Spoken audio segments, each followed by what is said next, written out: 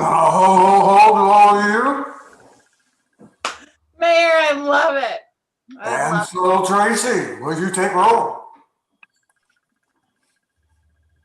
Absolutely. Harrington,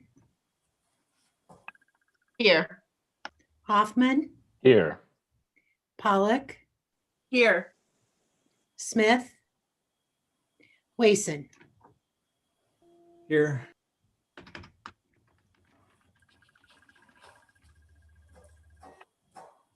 The agenda's before you, no changes or anything, so motion to approve. So moved. Second. Moved and seconded. Any questions? All in favor, please say aye. Aye. All opposed, like sign. Motion carries. Consent agenda, anything on there you want to pull off first before and talk about it before we pass it? Okay, a motion be in order to consent to the consent. I will consent. I will second. Moved and seconded. All those in favor say aye. Aye. All opposed, like sign. Motion carries. Mr. Minnesota. Mr. Minnesota. Okay, thank you. Thank you, Mayor. I do have a report for you tonight. I'll start with I-380. I-380 and Penn interchange. We've been talking to the DOT about this project. They have started, call it an early design process for work for a new bridge and interchange with Penn Street. This is planned to be a standard diamond interchange, and it's estimated at just over $17 million. We met with the DOT staff last week, and we did provide them comments to their preliminary plans. There are some costs that the city would be responsible for, costs related to trails and any landscaping and entrance signage, things of that nature. We also talked about adding a right turn lane to Kansas eastbound, and those would all be city costs. We don't know yet what the scope and exact costs for those would be, but that'll be defined as they continue with the design process. The project it's not programmed currently with the DOT, but right now they're estimating that maybe by the summer of 2024, they'll bid that project. And then if you're interested in the rest of 380, they're also working early in the design process for the main line. They're going to start with the section from Forever Green Road to the reservoir. So they have started on plans for that section of roadway. So they'll be going from a 4-lane section to a 6-lane section. And then they're also working on another new interchange at Wright Brothers Boulevard in Cedar Rapids. So they are making progress on I-380. Our Southwest Growth Utility project, the contractor, they're still making pretty decent progress out there. There are 4 borings that go under I-380, and they've got 2 of the borings and the steel casings for those borings completed. And the 3rd boring, they completed the pilot hole, and they've started on the jacking the 3rd steel casing. And that should be completed hopefully by the end of the day tomorrow. And once that 3rd casing has been installed, then they can start construction on the pump station building. So they'll probably start on that foundation right after the holidays. They have a kind of a skeleton crew right now during the holiday week, but they're making pretty good progress. Dubuque Street Phase 1, we have completed the 100% final review plans and submitted that to city staff for review. And we're planning on a review meeting with staff early January. I don't recall the date, but it's right after the new year. And then lastly, Ranshaw House Phase 2. They're focusing on the wood floors, the refinishing of the wood floors right now. Looks pretty good, I think. They're done with the main level, and now they're working on the 2nd floor, which should be done pretty soon. I'm not sure if I've got much. New windows, they have ordered those, and those are scheduled to be shipped January 18th. And then We've had a little bit of discussion about the north porch, possibly doing something to alleviate a likely reoccurring maintenance problem. But we haven't come to a decision on that yet to bring before you, if anything. So we're still talking about that. And that's all I have, unless you have questions. Questions for Kevin? Thanks, Kevin. Have a good time. Ryan. Turn it on.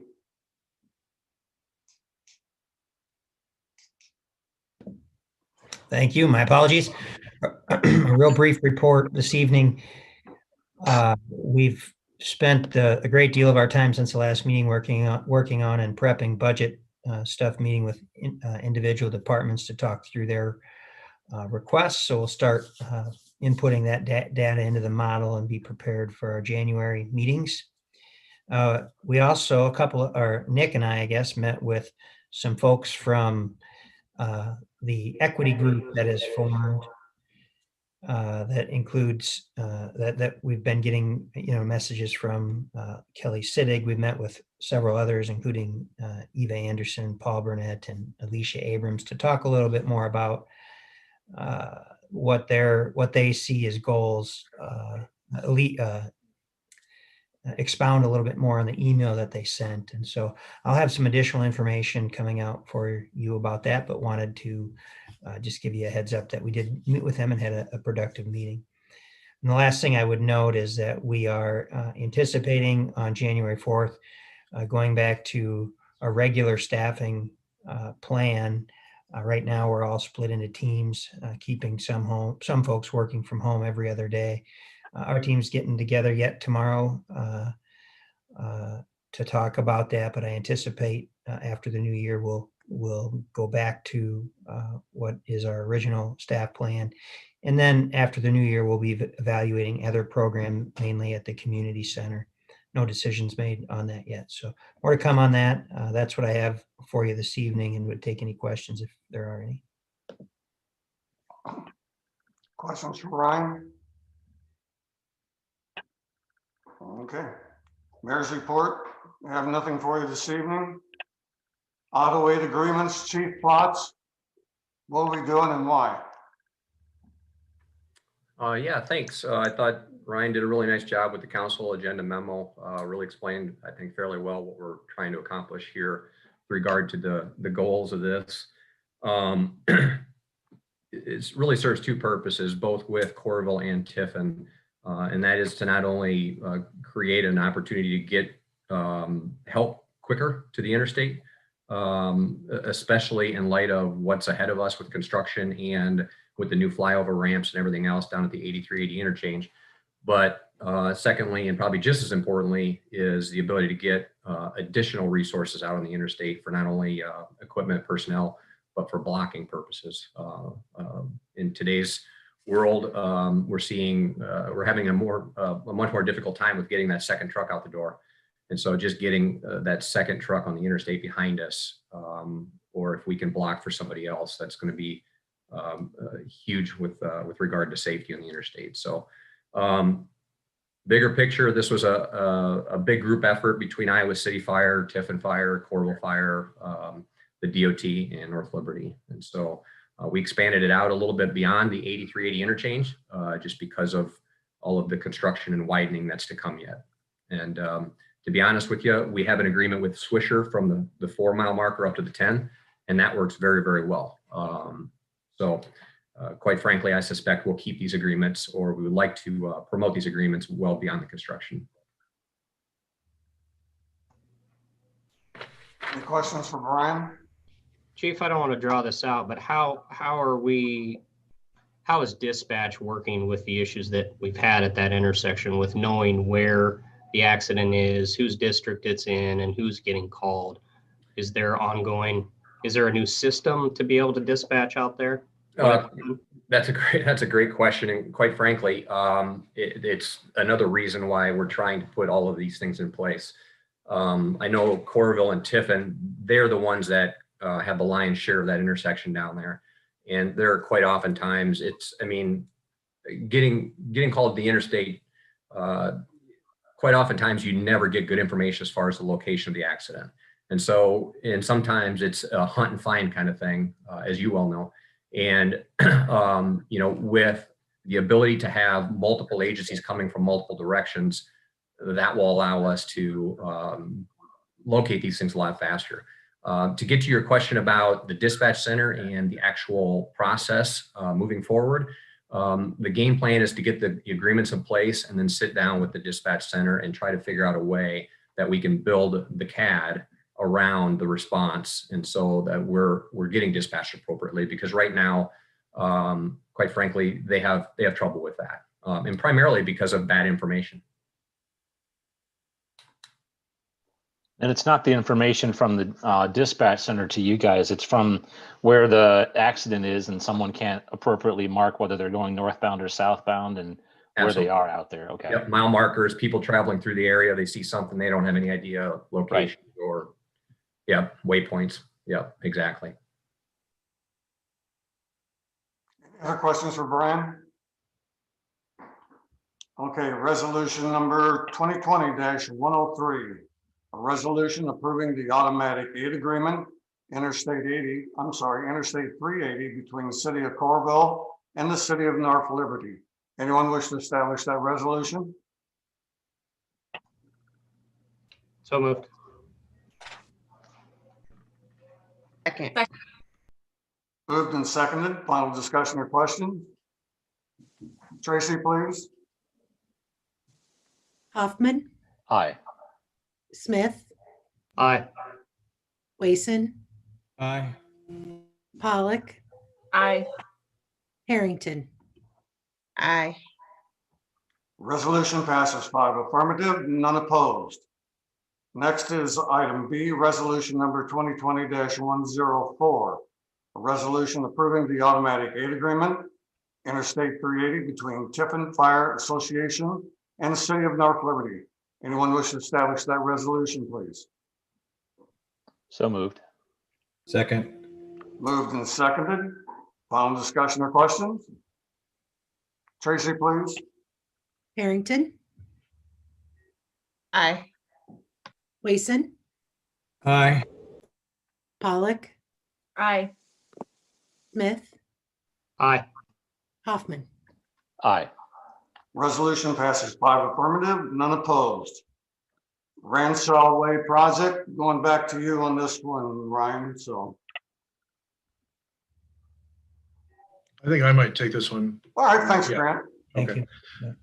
So we have a few resolutions here. These are at long last, we're ready to move forward with property acquisitions, or to begin negotiation for acquisitions for property needed by the Ranshaw Way Phase 5 project. The first resolution before you is for the acquisition of properties that have been appraised. We've appraised those properties where we are having some sort of permanent acquisition, usually an easement, sometimes an actual acquisition of a little bit of ground, a right of way. But this resolution before you is what we have to do in order to send appraisals and make offers and begin the process to acquire those properties. And it will authorize condemnation if need be, if we can't reach an agreeable solution within a reasonable period of time. Anyone have any questions on any of the resolutions? Your Honor, I will need to speak a little bit more about the next one. All right, thank you. Chris, did you have something on the first one? I don't know if it's on the first or the second one, Mayor. I'll track it down. Okay. First resolution, 2020-105, a resolution establishing fair market value and just compensation for the acquisition of certain properties for the Highway 965 Phase 5 Improvement Project. Anyone wish to establish that resolution, please? So moved. Second. Moved and seconded. Any other questions? Tracy, take roll if you would, please. Pollock, Aye. Smith, Aye. Wason, Aye. Harrington, Aye. Hoffman. Aye. Resolution 105 passes 5 affirmative, none opposed. Resolution 2020-106, a resolution establishing just compensation for acquisition of certain real property for public improvements, the Highway 965 Phase 5 Improvement Project. Anyone wish to establish that resolution? So moved. Is there a second? Second. Okay, Grant, you wanted a little more time on this one? Yeah, this one is just, it bears a little bit of explanation. This looks a little bit different than the one you just approved, because this one has to do with our compensation estimates. For some properties where we're only getting a temporary construction easement rather than buying a permanent piece of the property, the cost of an appraisal would usually exceed the value of the property that we're buying the use of for a year. And so at our last meeting and the one before, we had a resolution allowing the establishment of these compensation estimates. These estimates then are directly informed by the appraisals that you just referenced in the previous resolution. Those appraisals established that for the properties along Ranshaw Way that are contemplated by this project, commercial properties along that route get appraised for about $13 a square foot. Multi-use residential properties have been appraised at about $5.25 per square foot. And so you take the number of square feet on the easement, multiply it by the number of square feet for the type of use, and then you discount it because we're not buying that, we're only using it for a year. And the rate for that by the appraisers is between 8 and 10%. These are set at 10%. So our compensation for a commercial property temporary construction easement acquisition would be $13 a square foot times 10%, or $1.30 per square foot, or 52.5 cents per square foot for residential multi-use or multifamily residential zone properties. I needed to make sure that's part of the record for the discussion, so you guys understand what it is you're talking about and where the basis was for forming those numbers. And happy to discuss if you have any questions, but I know that I risk boring everyone to tears, but happy to take any questions you have on it. Chris, you had some questions on this one? Just a simple one. Grant, by the way, it's always an educational trip when we go along with you, so always speak up. My question only has to do with the two items that are related to each other, and staff, I apologize for not maybe getting this to you just as simple. Is item number 9 and 10 in this resolution for the Moxie Solar location. They've got 2350 up there in number 9, and then it's 1900 in number 10. They were the only one that were different from the establishment to what it was going to be. Is it supposed to be different like that, or was that just a? Let me take a look at this. Where are we talking about for the?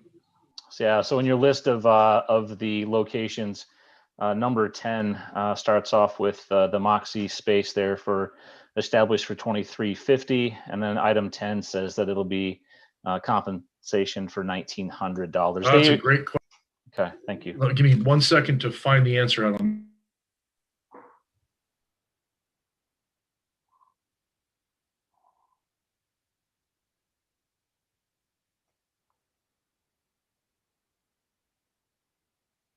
The correct number for the Raylos Ixom, which is Moxie Solar backwards, by the way.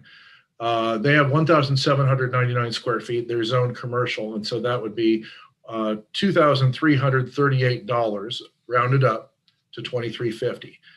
So my apologies for that, letting that error go through. But the correct number for that should be $2,350 for just compensation for Raylos Ixom LLC.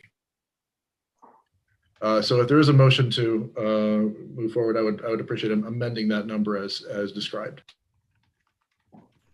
I move we amend to the amount stated by Grant.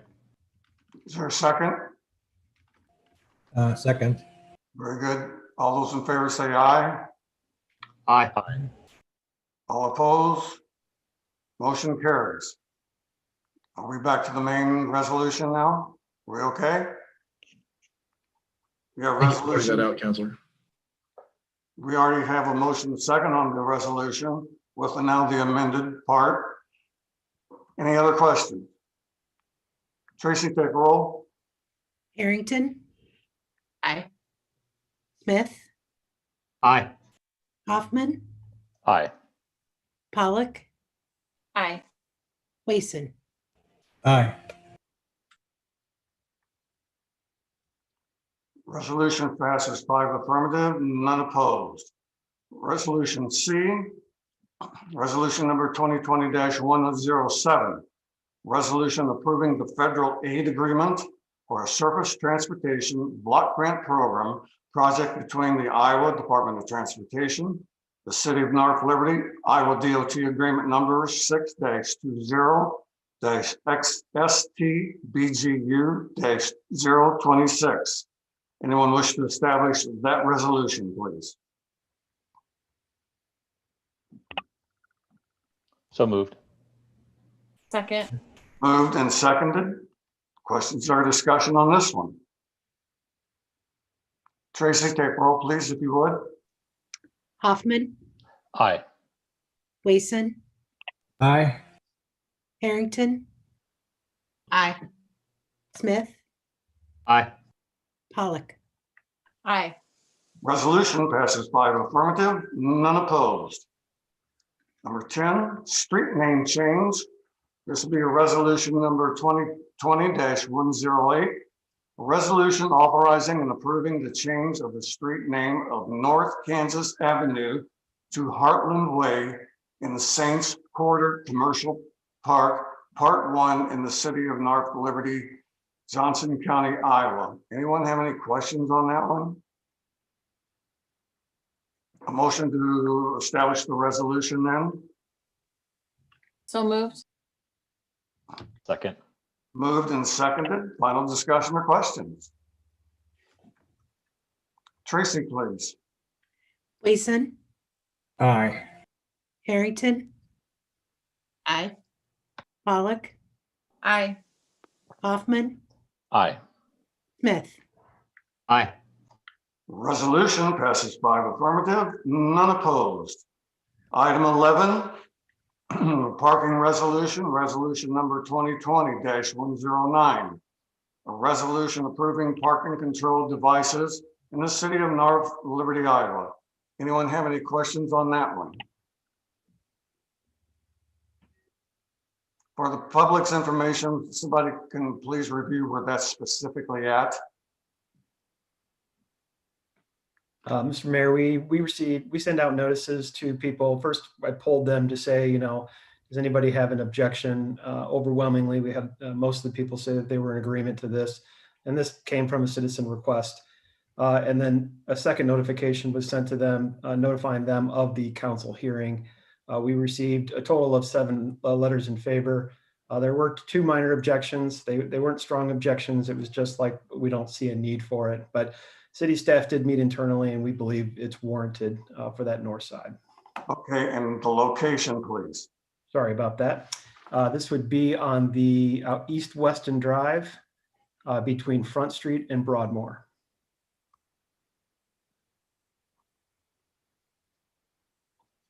Thank you. And I apologize, that's East Weston Street. No problem. Anyone wish to establish that resolution? So moved. Second. Moved and seconded. Final discussion or questions? Tracy, please. Hoffman, Aye. Harrington, Aye. Wason, Aye. Pollock, Aye. Smith. Aye. The resolution passes 5 affirmative, none opposed. Item 12, comprehensive plan. Russ, this is in your hands. Thank you, Mr. Mayor. One thing I appreciate about this city council is you all identified it as one of your goals to update the comprehensive plan. That's very exciting for me. Really, a comp plan is a long-range document that helps guide decisions about physical development of the city of North Liberty. Next year would be an ideal time to update the comprehensive plan because it can coincide with census data. And census data is really the foundation of comprehensive plan because it provides a snapshot for the city of North Liberty and outlines growth trends. And so looked back into the history of comprehensive plans. Looks like the first one was done in 1967, updated from time to time. Most recent one was done in 2005, and they had micro updates as well. mostly appears to be done locally and so what I am proposing to do is a nationwide search. Certainly we have the talent within the state of Iowa, but there are national firms that specialize in this. And I really feel that we would have an outstanding comprehensive plan that the city deserves. Cost range would be between $80,000 and $120,000. The reason there's such a wide range there is it depends on how specialized we want to get and how much the consultant is leading the public input process. So we can slide that scale up or down depending on how well we are involved and limit the amount of specialized services that are brought into that. Questions for Russ? Any? Mayor, just more of a comment. Russ, I appreciate you saying that. So I know fellow counselors and others here, this has been something we've all identified as a priority, but something I'm in particularly looking forward to. And I think, Russ, I didn't think about the census data, so that's a great point to add from a foundation perspective. And I think the work, Ryan, you and the team have been doing, especially over the past year plus, really our visioning starting last year, the groups now with diversity, equity, and inclusion. So I think there's just so many positives going into this. So I am just beyond excited that this is on the agenda this evening. So thanks for your work, Russ, Ryan, et cetera, on this. Does anybody know when we will get census data back? And will that have any type of an impact? And I mean, it will have some impact on when we can start this comprehensive plan. Tracy? The great unknown. We don't really know. That's the general idea I get from the feds too. With the way that the census had to be taken, number of people that may be missing. The preliminary numbers are supposed to be out relatively soon, but relative in the federal thing could be anywhere between now and April. Yeah. Anybody want to put any bets on the population estimates? We still have the sealed envelope from Dean. We do. I do. I did not know that existed. That's exciting. It's like a time capsule. Just a quick note on funding of this. What we would be proposing to do is using 75,000 from what we talked about as the FY20 surplus. You saw a snapshot of that when we talked about it at the budget goal setting, and it's in your packet again. We have over $1 million in that surplus. And so we think this is a great way to fast track this project, or at least move it ahead and get one of the goals checked off the list.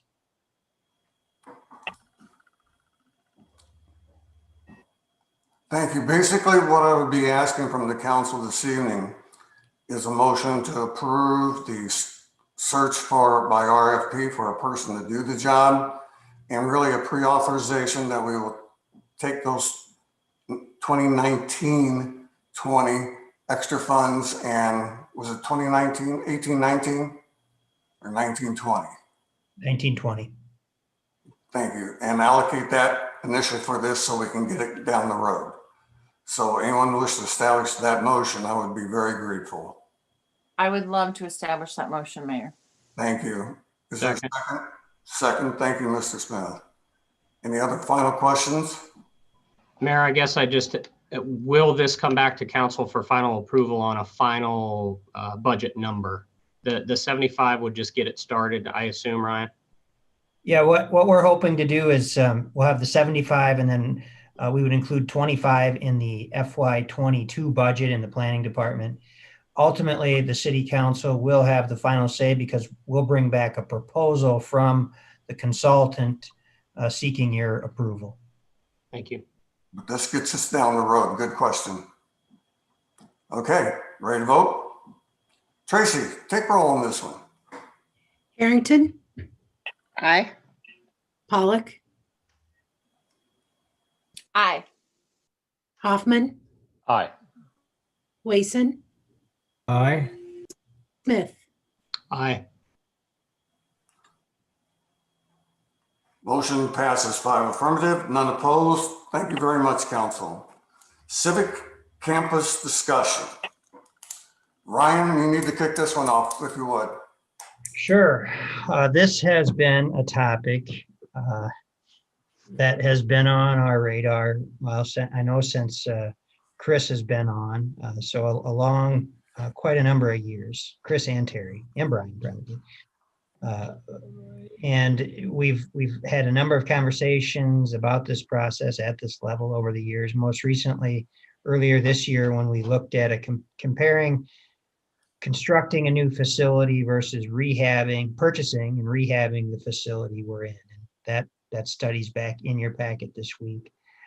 Kevin Trom is obviously on here. So is another person from his office. That's Tandy. It's Branaman. Is that right, Tandy? Did I say that correctly? And she just turned her camera on. And so given everything we've talked about previously and the fact that we have a significant amount of money in that general fund reserve we just spoke about, our team is recommending that we move ahead with design of a new facility on the civic campus connected to the police station, so that we can move forward with the new facility and eventually exiting the current facility, the one at Quail Creek. And there's additional information in your packet. One of the most significant things that I want to mention is that while our lease is set to expire in 2021, at the end of 2021 at the Quail Creek facility, the landlord has been very agreeable to an extension. And obviously what we decide tonight or in the near future will determine what that extension needs to look like. I think maybe I'll stop there, and that's a real brief history, and maybe we can have some discussion, and at the end of the night, we're just looking for some direction. Andy, you want to share anything with us as far as what you're seeing?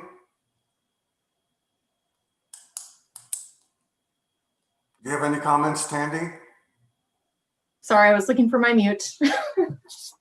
No, I've been working with Kevin and Ryan, just discussing the previous study that was done. And I think all the information is there. And really, we're just here to answer any questions that you might have to aid in your discussion about the potential for this new building. So just please let us know if you have any questions, and we will do our best to answer those for you. Mayor, I have a few if I could. Sure, if you would, please. So Tandy, remind me, and if I'm going the wrong direction, that's fine. Whoever can take this. How much are we paying in rent per year in the current facility? I guess more of a Ryan or Tracy. Yeah, the annual lease is at about just under $210,000. Okay. And Tandy, remind me the overall difference in price between the two projects.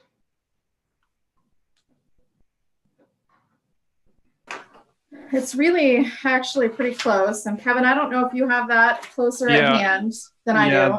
Okay. The renovation would be about 6.3 million, and the new build on Cherry Street would be about 6.9. Remember that's purchase and renovation. Yes, correct. Correct. Yeah, we estimated, or someone did, about $2 million for the purchase. And Kevin, I know when we first looked at this, I had a lot of questions about the $1 million that was in there to completely redo the site when we just did the site for the police station. So remind me again why we're having to spend that kind of money to tear all that up and redo that when we just did that. Yeah, it wouldn't be tearing it up. There would be 2 parking lots involved with that, and then we'll have underground stormwater detention, which is pricey also. And then of course all the sidewalks and the pedestrian facilities. And related to that, there would be some landscaping and some pavers. I know we want to match, the old downtown character, and we definitely want to do that. Some of that was done with the police station, but we'll want to make sure that's wrapped in. I guess then finally, Mayor, just comments. You know, for timing, I understand that the selling of the property or the landlord looking to sell the property, you know, puts us kind of in this phase. I know it also, we have some surplus to work with out of last year. I understand all that. I personally would have preferred seeing a second fire station more solidified before we move to a city hall project. But I certainly do not like the $200,000 in rent that we just essentially flush down the drain every year. So that's kind of where I'm sitting. Open discussion, folks.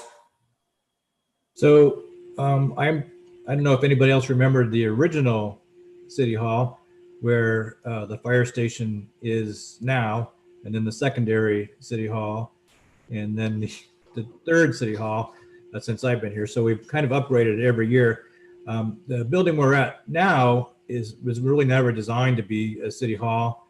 There'd be quite a bit of work to try and just to rehab that to anything we would need. And then how would you try and phase that, because you'd still need to keep working. And that doesn't allow for anything that when you get in there and take that building apart to try and redo it, that you don't find something that's 35 years old that nobody knows about.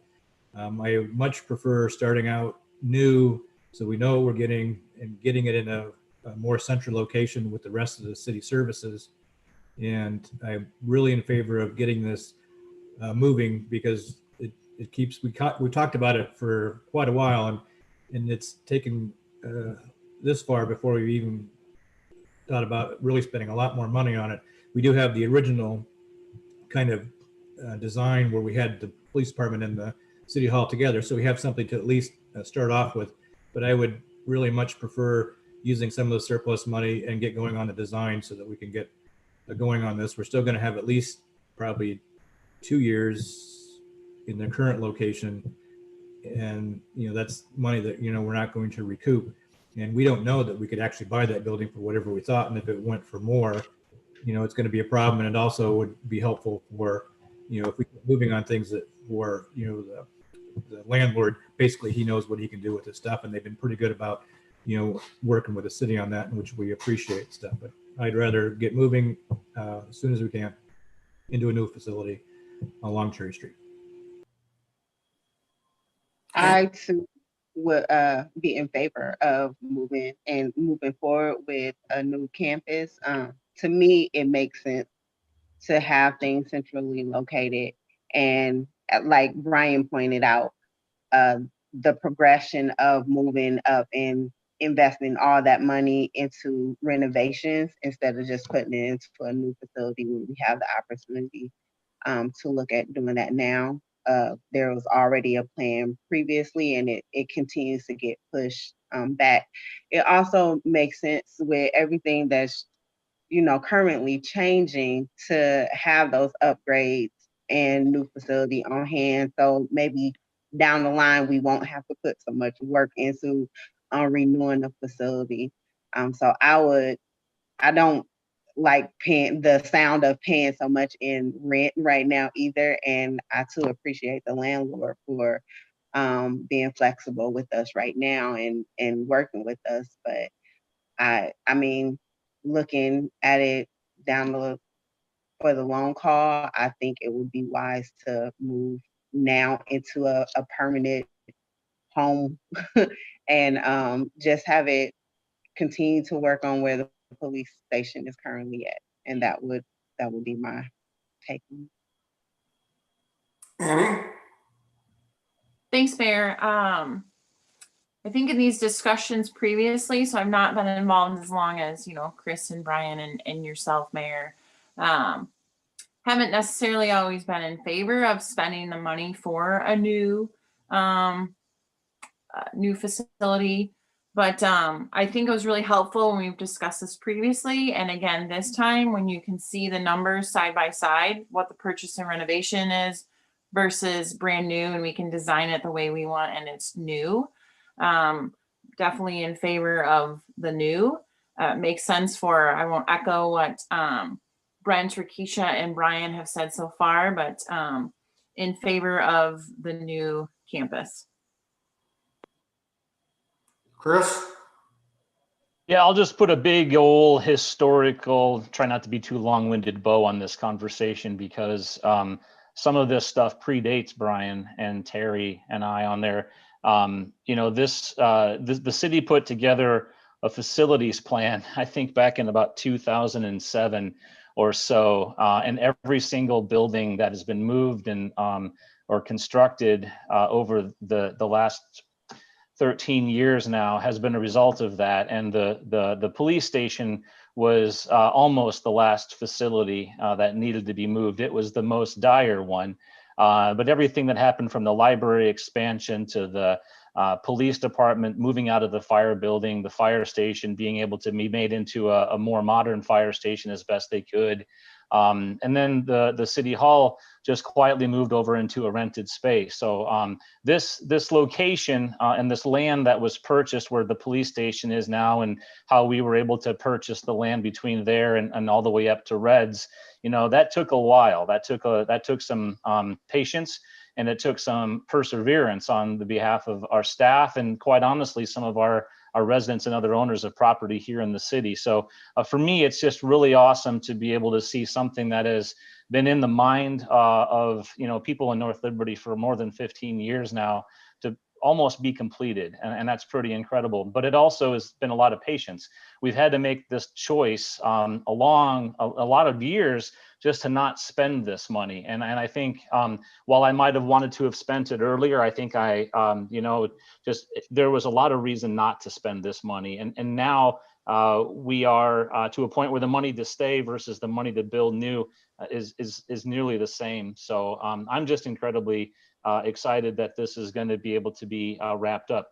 The city envisioned having you know, being able to put most services within walking distance of themselves there, and having a campus feel not just there on that site, but the police station, and then all the way down that Cherry Street corridor, all the way back to the rec center. So nearly all of our services that people will come to this city to physically be a part of can all happen right there in one location. So it creates a lot of efficiencies for our residents and the people that will use city services, but it also creates efficiencies for our city staff and what they have been doing and how they've been modified and where they sit will be improved in a lot of ways. So I'm just, again, sorry to be long-winded, but it's a really nice way to get this thing wrapped up so we can complete this portion of the visioning that happened many, many, many years ago. In looking over things in the past, I think the council's done a very nice job of putting the needs of the other departments first before it addressed itself.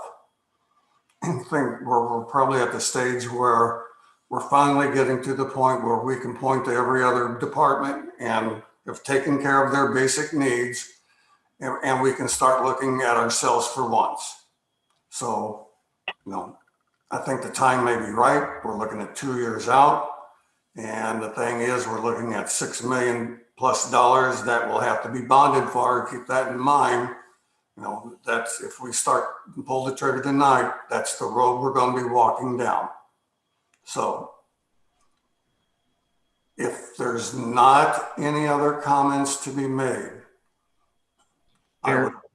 yes, please. So final question is, you and Ryan have more experience and understanding of the debt levy, and also have had discussions with department heads much more than we have.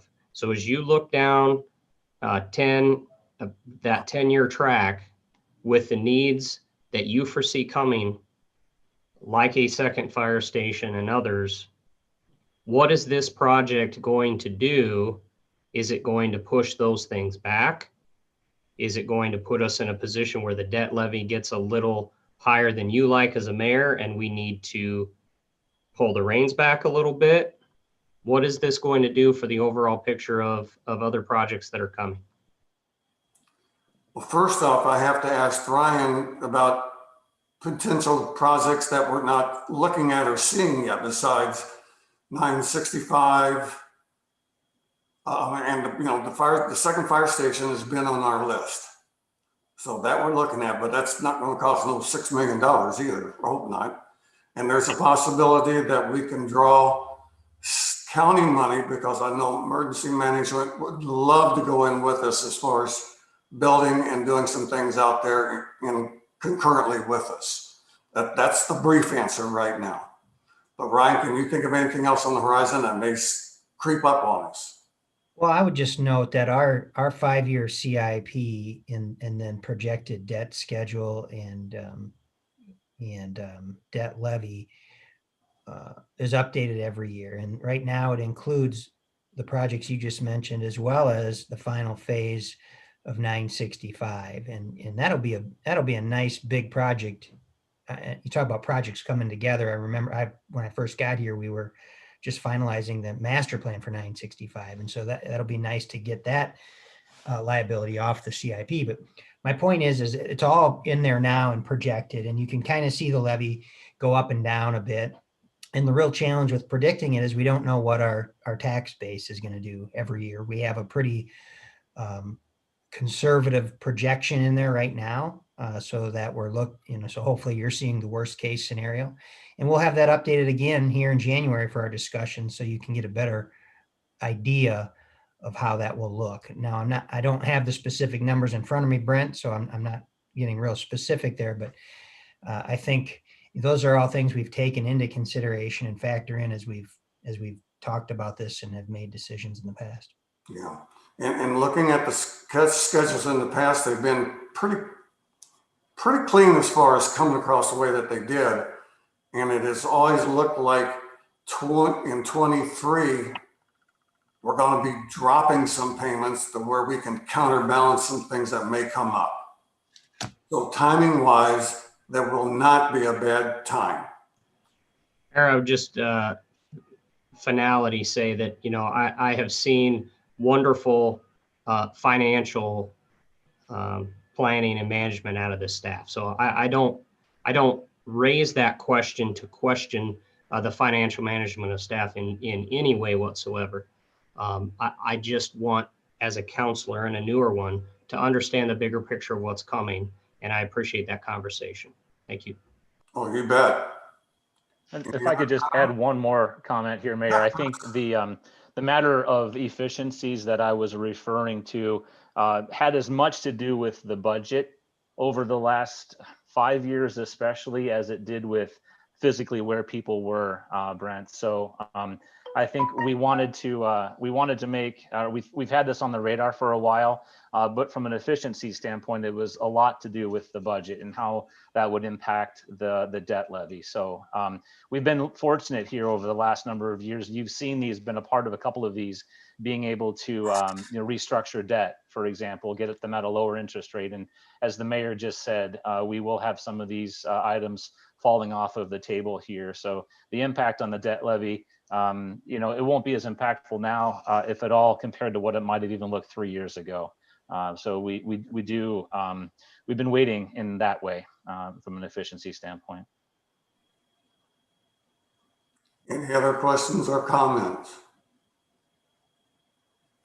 If not, I would like a motion from the council to give approval to start the process as far as design work is concerned, and that we understand where some of the pre-allocations for the work is going to come from cash-wise. So I'd like council to pre-authorize that at this time, if you would. I will make that motion. Thank you. Is there a second? Second. Very good. Yes. I'll second. Something? Oh, you got, okay. Gotcha. Yeah, thank you.